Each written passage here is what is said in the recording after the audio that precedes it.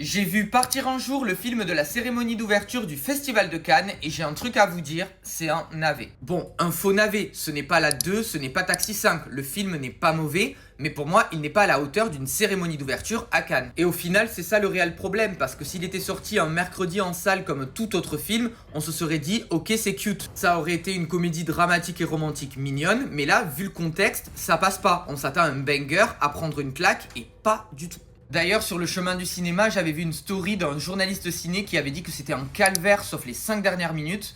Bah j'ai compris pourquoi. En vrai, il y a deux choses positives dans le film. Tout d'abord, Juliette Armanet. J'adore l'artiste, elle joue super bien, ça, il n'y a rien à dire. Et deuxièmement, les thématiques abordées. Le désir d'avoir un enfant, l'avortement, les fausses couches, le premier amour, les relations avec les parents. Sauf que la construction du film et le scénario, c'est la catastrophe. Franchement, on s'ennuie, il se passe rien et on voit tout arriver à des kilomètres. Elle revoit son amour de jeunesse, tu sais ce qui va se passer. Elle vomit toutes les 2 secondes et fait que manger, elle est enceinte. En fait, c'est pas subtil. Le pire dans tout ça, c'est les moments musicaux. Je me suis cru dans Joker 2. T'as des scènes où les persos parlent normal et d'un coup, ils prononcent les paroles d'une chanson en parler. Et là, tu captes que la chanson va démarrer et hop, ça démarre. 1 fois, 2 fois, 3 fois, à la 5e, t'en peux plus. Alors déjà, en France, on n'a pas la culture des films musicaux, on le sait. Et moi, dans la salle, ça s'est transformé en karaoké. J'ai cru que je regardais Camp Rock. Il y a carrément des gens devant nous qui sont partis à force d'entendre des chansons. Et même moi, honnêtement, j'y ai songé. Et en plus, à ce moment, je me suis dit, attends, il y a Leonardo DiCaprio et Robert De Niro dans la salle.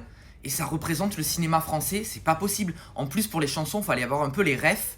Je me suis dit, ils vont avoir aucune ref, ils vont se dire, mais qu'est-ce que c'est? À chaud, en story, j'avais dit que ça ressemblait à un téléfilm de TF1. Alors, c'est un peu violent, mais c'est pas totalement faux en fait. C'est un film du quotidien avec des thématiques touchantes, mais ça s'arrête là. Ce qui est dommage, c'est que par exemple, même les musiques du film, elles sont trop bien et les arrangements, ils sont trop stylés. J'ai envie de restreamer l'album, mais le film, je vais pas le revoir. Et toi, du coup, dis-moi ce que t'en as pensé.